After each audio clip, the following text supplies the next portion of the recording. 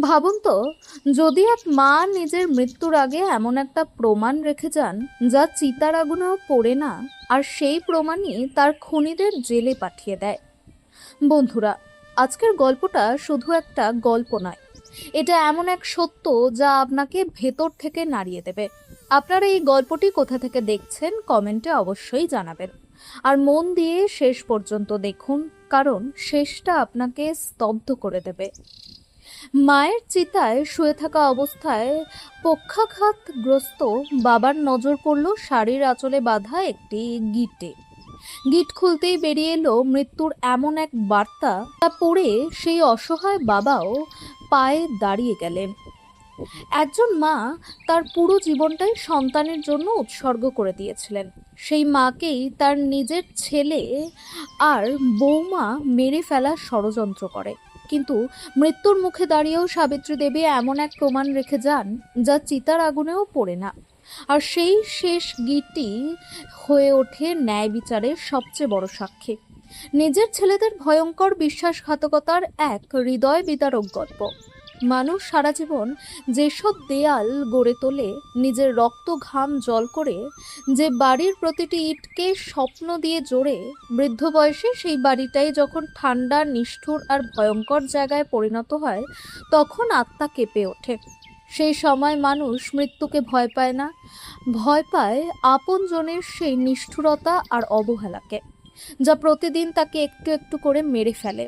রঘুনাথ বাবু এবং তার স্ত্রী সাবিত্রী দেবীর জীবনও সময়ের আঘাতে এমনই এক অন্ধকার মোড়ে এসে দাঁড়িয়েছিল, যেখান থেকে ফেরার কোনো পথ ছিল না।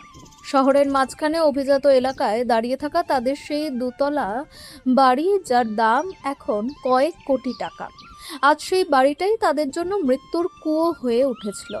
এই বাড়ির প্রতিটি কোণায় লুকিয়েছিল রঘুনাথ বাবুর যৌবনের সংগ্রাম আর সাবিত্রী দেবীর ত্যাগের গল্প। এটা শুধু ইট পাথরের বাড়ি ছিল না, এটা ছিল তাদের স্বপ্নের প্রাসাদ। রঘুনাথ বাবু দিন রাত অফিসে খেটেছেন, ওভারটাইম করেছেন যাতে ছেলেদের পড়াশোনার খরচ চালাতে পারেন। সাবিত্রী দেবী বছরের পর বছর পুরনো কাপড় পরে কাটিয়েছেন, নিজের ইচ্ছেগুলোকে মেরে ফেলেছেন, কিন্তু ছেলেদের জন্য কোনো কিছুর অভাব হতে দেননি। সময় বদলালো, ছেলেরা বড় হলো, বিয়ে করলো, তারপরই বাড়ির পরিবেশ পুরো বদলে গেল। বড় বউ নেহা আর ছোট বউ পূজা বাড়িতে আসার পর থেকেই যেন সবকিছুর নিয়ন্ত্রণ তাদের হাতে চলে গেল। শুরুতে ছিল ছোট ছোট কথা, খোঁচা, অপমান, কিন্তু ধীরে ধীরে সেটা মানসিক ও শারীরিক অত্যাচারে পরিণত হলো। ছেলেরাও তাদের বউদের সাথে এক হয়ে গেল। যাদের হাত ধরে হাঁটা শিখিয়েছিলেন, সেই ছেলেরাই আজ মায়ের দিকে চোখ রাঙাতে লাগলো। এরই মধ্যে রঘুনাথবাবু পক্ষাঘাতে আক্রান্ত হলেন। শরীরের বাঁ দিক সম্পূর্ণ অবশ হয়ে গেল। তিনি হুইল চেয়ারে বন্দী হয়ে গেলেন। তিনি কথা বলতে পারতেন না, নিজের হাতে কিছু করতে পারতেন না। সাবিত্রী দেবীই ছিলেন তার সবকিছু। তিনি স্বামীর যত্ন করতেন, খাওয়াতেন, দেখাশোনা করতেন। অন্যদিকে বউদের কাছে রঘুনাথবাবু ছিলেন বোঝা। কিন্তু সাবিত্রী দেবী শুধু আবেগপ্রবণ মা ছিলেন না, তিনি ছিলেন বুদ্ধিমতীও। তিনি বুঝতে পেরেছিলেন, যেদিন তিনি বাড়ির কাগজপত্র ছেলেদের নামে করে দেবেন, সেদিনই তাদের রাস্তায় ফেলে দেওয়া হবে। তাই তিনি কোনোভাবেই সেই কাগজে সই করেননি। এই সম্পত্তির কাগজে ছিল ছেলেদের চোখের কাটা। এক শীতের রাতে যখন সবাই ঘুমিয়ে, সাবিত্রী দেবী শুনলেন দরজার বাইরে ফিসফিসানি। আর কতদিন অপেক্ষা করব? এই বুড়িকে সামলাতে সামলাতে জীবন শেষ হয়ে যাবে। নিহার গলা, আজ সব শেষ করে দেব। বিকাশের ঠান্ডা গলা, দুধে বিষ মিশিয়ে দেব, হার্ট অ্যাটাক মনে হবে। এই কথা শুনে সাবিত্রী দেবীর পায়ের তলা থেকে মাটি সরে গেল। নিজের ছেলেরাই আজ তার জন্য বিষ মেশানোর পরিকল্পনা করছে। তিনি চিৎকার করতে চেয়েছিলেন, কিন্তু স্বামীর দিকে তাকিয়ে নিজেকে সামলে নিলেন। তিনি বুঝলেন, এখন কিছু বললে দুজনকেই মেরে ফেলবে তারা। তাই তিনি সিদ্ধান্ত নিলেন, যদি মৃত্যু আসেই, তবে সেটা শুধু তার জন্য আসুক, তার স্বামীর জন্য নয়। কিছুক্ষণ ভারী নীরবতার পর দরজার কাটা পড়ল এবং দরজাটা ধীরে খুলে গেল। সামনে বড় বউ নেহা দাঁড়িয়েছিল। তার হাতে ছিল একটি বড় রূপোর গ্লাস, যেখান থেকে গরম দুধের ভাপ উঠছিল, আর তার সঙ্গে কেশরের মিষ্টি তীব্র গন্ধ ভেসে আসছিল। কিন্তু সেই সুগন্ধের আড়ালে লুকিয়ে থাকা মৃত্যুর পচা গন্ধটা সাবিত্রী দেবী স্পষ্ট বুঝতে পারছিলেন। নেহার মুখে এক অদ্ভুত কৃত্রিম আর ভয়ঙ্কর হাসি লেগেছিল, যা যেন কোনো ডাইনির হাসির থেকেও কম নয়। মা, বাইরে খুব ঠান্ডা। নেহা অত্যন্ত মিষ্টি অথচ কৃত্রিম গলায় বলল, আজ আমি নিজের হাতে আপনার জন্য কেশর বাদাম দেওয়া বিশেষ দুধ বানিয়েছি। গরম গরম খেয়ে নিন, শরীরে গরম লাগবে আর আপনার ঘুমও ভালো হবে। সাবিত্রী দেবী মেঝেতে বসে মাথা তুলে সেই রূপোর গ্লাসটার দিকে এমনভাবে তাকালেন যেন সেটাই স্বয়ং যমরাজ ফাঁস নিয়ে সামনে দাঁড়িয়ে আছে। দুধের সাদা পৃষ্ঠে ভাসতে থাকা বাদামের টুকরোগুলো তার চোখে মৃত্যুদূতের মতো লাগছিল। তিনি একবার হুইল চেয়ারে অচেতন হয়ে ঘুমিয়ে থাকা রঘুনাথ বাবুর দিকে তাকালেন। তার বাঁ হাতটা নিষ্প্রাণ হয়ে ঝুলেছিল। সাবিত্রী দেবীর মাথায় হঠাৎ যেন বিদ্যুৎ চমকালো। তিনি বুঝে গিয়েছিলেন এই গ্লাসে দুধ নয়, তার মৃত্যু লুকিয়ে আছে। যদি তিনি কোনো অজুহাতে এই দুধ খেতে অস্বীকার করেন, তাহলে ষড়যন্ত্র ফাঁস হয়ে যাবে এবং এই হত্যাকারীরা তাদের আসল রূপ দেখাবে। তারা দুজনের উপর ঝাঁপিয়ে পড়বে। ঠিক সেই মুহূর্তে সাবিত্রী দেবী তার জীবনের সবচেয়ে ভয়ঙ্কর, সবচেয়ে বড় এবং শেষ সিদ্ধান্তটি নিয়ে ফেললেন। তিনি নিজের মুখে কোনোভাবেই কোনো অনুভূতি প্রকাশ হতে দিলেন না। সম্পূর্ণ শান্ত ও স্থিরভাবে তিনি কাপা হাত বাড়িয়ে নীরবে সেই মৃত্যুভরা গ্লাসটি নেহার হাত থেকে নিজের হাতে নিয়ে নিলেন। গ্লাসের উষ্ণতা তার হাত পুড়িয়ে দিচ্ছিল।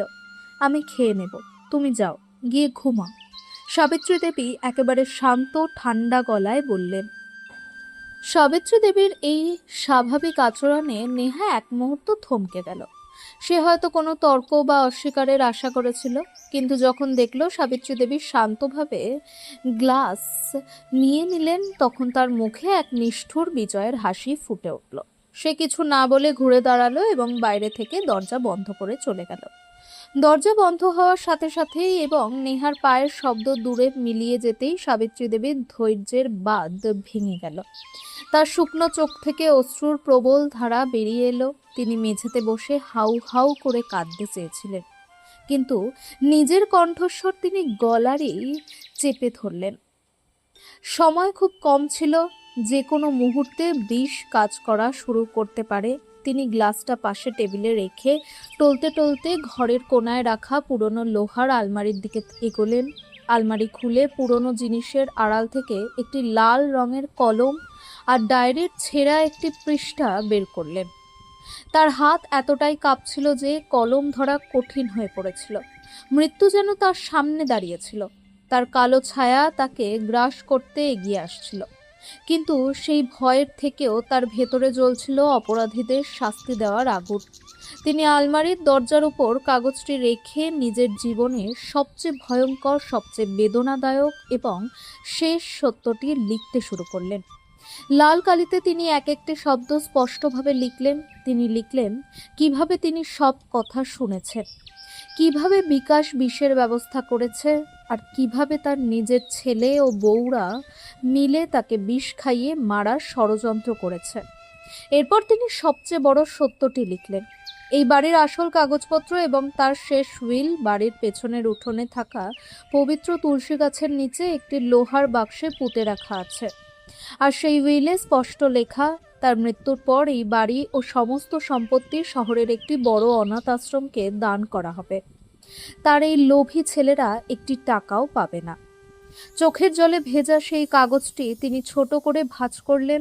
ভারতীয় নারীরা সবসময় তাদের শাড়ির আঁচলের গিঁটে সবচেয়ে মূল্যবান জিনিস লুকিয়ে রাখেন, চাবি, টাকা বা গোপন কথা। সাবিত্রী দেবীও তার পুরনো সুতির শাড়ির আঁচল শক্ত করে পাকিয়ে সেই কাগজটি ভেতরে রেখে দু হাতে শক্ত করে এমন একটি গিঁট বাঁধলেন যা সহজে কেউ খুলতে পারবে না। এটা শুধু কাগজের গিঁট ছিল না, এটা ছিল তার অটল সংকল্প, ভেঙে যাওয়া মাতৃত্ব আর একজন স্ত্রীর শেষ ত্যাগের প্রতীক। এরপর তিনি ধীরে উঠে ঘরের কোণে রাখা পিতলের ছোট্ট ঠাকুরের মূর্তির দিকে হাত জোর করে প্রণাম করলেন, হয়তো স্বামীর জন্য প্রার্থনা করলেন। তারপর তিনি হুইল চেয়ারে ঘুমিয়ে থাকা রঘুনাথ বাবুর কাছে গিয়ে তার কপালে চুমু খেলেন। তার গরম চোখের জল রঘুনাথ বাবুর গালে পড়ল। এটাই ছিল তার শেষ বিদায়। তারপর এক মুহূর্ত দেরি না করে তিনি সেই রূপোর গ্লাস তুলে এক নিঃশ্বাসে সেই বিষ মিশ্রিত দুধ পান করে ফেললেন। মধ্যরাত পেরোতেই বিষ তার ভয়ঙ্কর কাজ শুরু করলো। সাবিত্রী দেবীর শরীরের ভেতরে যেন আগুন জ্বলে উঠল। বুক জ্বালা করতে লাগলো, শ্বাসরোধ হতে লাগলো, মুখ থেকে সাদা ফেনা বেরোতে লাগলো। যন্ত্রণা এতটাই ভয়াবহ ছিল যে তার শরীরের প্রতিটি অঙ্গ ছিঁড়ে যাচ্ছে বলে মনে হচ্ছিল। কিন্তু সেই মহান নারীর ত্যাগ দেখো। এই অসহ্য যন্ত্রণার মধ্যেও তিনি দাঁত দিয়ে ঠোঁট চেপে ধরেছিলেন, যাতে তার মুখ থেকে একটি শব্দও বের না হয়। তিনি জানতেন, যদি তার আওয়াজ শুনে রঘুনাথ বাবুর ঘুম ভেঙে যায়, তবে নিজের চোখের সামনে স্ত্রীকে এভাবে ছটফট করে মরতে দেখে তার দুর্বল হৃদয় সেখানেই থেমে যাবে এবং তিনি গভীর শোকে ভেঙে পড়বেন। মেঝেতে নিজের গোড়ালি ঘষতে ঘষতে মুঠো ভরে মাটির ধুলো আঁকড়ে ধরে সেই ভয়ঙ্কর নীরবতার মধ্যেই সাবিত্রী দেবী নিজের প্রাণ ত্যাগ করলেন। পরের দিনের ঠান্ডা সকালের আলো যখন ঘরের ভেতরে ঢুকলো, তখন সে সঙ্গে নিয়ে এলো এক ভয়াবহ মৃত্যুর নীরবতা। কিছুক্ষণের মধ্যেই বাড়িতে শোকের এক ঘৃণ্য এবং ভুয়ো নাটক শুরু হয়ে গেল। নেহা আর পূজা চুল খুলে মাটিতে গড়াগড়ি খেয়ে বুক চাপড়ে এমন অভিনয় করতে লাগলো যে আশেপাশের লোকেরাও তাদের এই মিথ্যে শোকে সহানুভূতি দেখাতে লাগলো। সবাই বলছিল, বেচারা বউদের ওপর তো দুঃখের পাহাড় ভেঙে পড়েছে। ওদিকে আকাশ আর বিকাশ সময় নষ্ট না করে তাদের এক পরিচিত ডাক্তারকে বাড়িতে ডেকে আনলো। মোটা টাকা দিয়ে সঙ্গে সঙ্গে হার্ট অ্যাটাকে স্বাভাবিক মৃত্যুর ভুয়ো সার্টিফিকেটও বানিয়ে নেওয়া হলো। এইসব কোলাহলের মাঝেই রঘুনাথ বাবুর পৃথিবী চিরদিনের জন্য শূন্য হয়ে গিয়েছিল। তিনি হুইলচেয়ারে নিশ্চুপ বসে মাটিতে পড়ে থাকা সাবিত্রী দেবীর ঠান্ডা নীলচে নিথর দেহটার দিকে শূন্য চোখে তাকিয়েছিলেন। তার চোখ থেকে এক ফোঁটা জলও পড়ছিল না, কারণ দুঃখ যখন সীমা ছাড়িয়ে যায় তখন মানুষ কাঁদার ক্ষমতাও হারিয়ে ফেলে। তিনি ভেতর থেকে সম্পূর্ণ ভেঙে পড়েছিলেন। তিনি বুঝতেই পারছিলেন না গতরাতে যে স্ত্রী তার পায়ে কম্বল দিচ্ছিল সে হঠাৎ করে তাকে এভাবে একা রেখে কিভাবে চলে গেল। সন্ধ্যার অন্ধকার ঘনিয়ে আসছিল। শ্মশানের পরিবেশ এমনিতেই বিষণ্ণ আর ভয়ঙ্কর, কিন্তু আজকের ঠান্ডায় এক অন্যরকম শীতলতা ছিল। আকাশে ধোঁয়া আর ছাইয়ের মলিন আস্তরণ ছেয়েছিল। চিতা সাজানো হয়ে গিয়েছিল আর তার উপর কফিনে মোড়া সাবিত্রী দেবীর দেহ শান্তভাবে শুয়েছিল। আকাশ আর বিকাশ শেষকৃত্যের সমস্ত কাজ অদ্ভুত তাড়াহুড়ো করে শেষ করছিল। তাদের চোখে মায়ের মৃত্যুর শোক নয়, বরং অপরাধের একমাত্র প্রমাণকে দ্রুত ছাই করে দেওয়ার হিংস্র তাড়না ছিল। বাবা, চলুন শেষবার দেখে নিন। সূর্য ডুবে যাবে, তারপর আমাকে আগুন দিতে হবে, আকাশ শুষ্ক গলায় বলল এবং রঘুনাথ বাবুর হুইল চেয়ার চিতার কাছে নিয়ে গেল। রঘুনাথ বাবু কাঁপতে কাঁপতে তার ডান হাত বাড়ালেন এবং স্ত্রীর বরফ শীতল কপালে হাত রাখলেন। যে নারী জীবনের প্রতিটা কঠিন পথের শেষ নিঃশ্বাস পর্যন্ত তার পাশে থেকেছেন। ঠিক তখনই হঠাৎ জোর হাওয়া এলো। সেই হাওয়ায় সাবিত্রী দেবীর সুতির শাড়ির আঁচল, যা কফিনের বাইরে ছিল, উড়ে এসে রঘুনাথ বাবুর হাতের কাছে পড়ল। রঘুনাথ বাবুর চোখ সেই আঁচলের দিকে স্থির হয়ে গেল। তিনি লক্ষ্য করলেন আঁচলের একেবারে শেষে একটি অস্বাভাবিক শক্ত মোটা গিঁট বাঁধা আছে। এটা কোনো সাধারণ গিঁট নয়, এটা ইচ্ছে করে শক্ত করে বাঁধা। রঘুনাথ বাবু খুব ভালো করেই জানতেন এই গিঁটের গুরুত্ব। যখনই সাবিত্রী দেবী কোনো মূল্যবান জিনিস লুকিয়ে রাখতেন, চাবি, টাকা বা কোনো গোপন কথা, তখন তিনি ঠিক এভাবেই আঁচলে গিঁট দিতেন। 40 বছরের দাম্পত্য জীবনে তিনি তার স্ত্রীর প্রতিটি অভ্যেস চিনে গিয়েছিলেন। হঠাৎ তার মনে অজানা সন্দেহ জন্ম নিল। সাবিত্রী দেবী কিছু বলতে চেয়েছিলেন। তিনি তার একমাত্র সচল হাত দিয়ে গিঁট খুলতে শুরু করলেন। গিঁট এত শক্ত ছিল যে এক হাতে খোলা কঠিন ছিল, তবুও তিনি থামলেন না। এটা দেখে বিকাশ ভয় পেয়ে গেল। বাবা, আপনি কি করছেন? ছেড়ে দিন, সে তাড়াহুড়ো করে বলল। ঠিক তখনই পিছিয়ে যাও। শ্মশানের নিস্তব্ধতায় রঘুনাথ বাবুর গলা থেকে এক বজ্র কণ্ঠ বেরিয়ে এলো। 2 বছর ধরে যার গলা ফিসফিসের বেশি ওঠেনি, আজ তার সেই গর্জনে সবাই স্তব্ধ হয়ে গেল। অবশেষে গিট খুলে গেল। ভেতর থেকে একটি ছোট ভাঁজ করা কাগজ বেরিয়ে পড়ল। রঘুনাথ বাবু সেটি খুলতে লাগলেন। পড়তে পড়তে তার মুখ ফ্যাকাশে হয়ে গেল। চোখ বিস্ফারিত হয়ে উঠল, শরীর কাঁপতে লাগলো। কাগজে লেখা ছিল, রঘু আমাকে ক্ষমা করো, আমার কোনো হার্ট অ্যাটাক হয়নি। আকাশ, বিকাশ আর নেহা মিলে আমার দুধে বিষ মিশিয়েছিল। আমি সব শুনেছি। তোমাকে বাঁচানোর জন্য আমি সেই দুধ নিজেই খেয়ে নিয়েছি। এই বাড়ির কাগজ আর আমার উইল বাড়ির পেছনে তুলসী গাছের নিচে পুঁতে রাখা আছে। সব কিছু আমি অনাথ আশ্রমকে দান করে দিয়েছি। এই দুষ্টদের কিছু দিও না। তোমার সাবিত্রী। কাগজটি তার হাত থেকে পড়ে গেল। তারপর এক হৃদয় বিদারক চিৎকারে শ্মশান কেঁপে উঠল এবং ঘটল এক অলৌকিক ঘটনা। যে মানুষ 2 বছর দাঁড়াতে পারেননি, সেই রঘুনাথবাবু দাঁড়িয়ে গেলেন। ক্রোধ আর শোক তাকে শক্তি দিল। তোরা খুনি! চিৎকার করে তিনি আকাশকে এক চড় মারলেন। আকাশ মাটিতে পড়ে গেল। চারপাশে সবাই হতবাক হয়ে গেল। রঘুনাথবাবু কাগজটি সবার সামনে তুলে ধরলেন। শুনে রাখো, আমার স্ত্রীকে এরা বিষ খাইয়ে মেরেছে। সবাই আকাশ, বিকাশ, নেহা আর পূজার দিকে ঘৃণার চোখে তাকাতে লাগলো। তারা পালাতে চাইলে জনতা তাদের ঘিরে ফেলল। পুলিশ এসে তাদের গ্রেফতার করলো আর পুলিশের সামনেই কাঁপতে কাঁপতে রঘুনাথবাবু নিজের স্ত্রীর চিতায় আগুন দিলেন। যেই মুহূর্তে আগুনের ভয়ঙ্কর শিখাগুলো আকাশের দিকে উঠতে শুরু করলো, রঘুনাথবাবুর মনে গভীরভাবে অনুভব হলো, এই জ্বলন্ত আগুন শুধু সাবিত্রী দেবীর নিথর দেহটাকেই নয়, তার পুরো লোভে অন্ধ পরিবার, স্বার্থপর মিথ্যে সম্পর্ক আর সেই অমানবিক লালসাকেও চিরতরে পুড়িয়ে ছাই করে দিচ্ছে। পরে পুলিশ যখন বাড়িতে গিয়ে তদন্ত করলো, তখন ঠিক সেই জায়গা, তুলসী গাছের নিচ থেকে সেই পুরনো লোহার বাক্সটি উদ্ধার করা হলো। বাক্সের ভেতরে রাখা উইল ঠিক তেমনই ছিল, যেমনটা সাবিত্রী দেবী তার শেষ চিঠিতে লিখে গিয়েছিল। আদালতে মামলা চলল আর সমস্ত প্রমাণের ভিত্তিতে 2 ছেলে এবং তাদের বউদের নিজেদের মায়ের নিষ্ঠুর হত্যার অপরাধে যাবজ্জীবন কারাদণ্ড দেওয়া হলো। রঘুনাথবাবু এখন সেই বিশাল কয়েক কোটি টাকার পৈতৃক বাড়িতে একা থাকতেন, কিন্তু তিনি আর অসহায় বা দুর্বল ছিলেন না। তিনি সাবিত্রী দেবীর শেষ ইচ্ছাকে সম্মান জানিয়ে সেই বাড়িটিকে একটি বড় অনাথ আশ্রমে পরিণত করেছিলেন। এখন সেখানে প্রতিদিন অসংখ্য অসহায় শিশুর হাসি, খেলাধুলা আর খুশির শব্দে ভরে থাকে চারিদিক।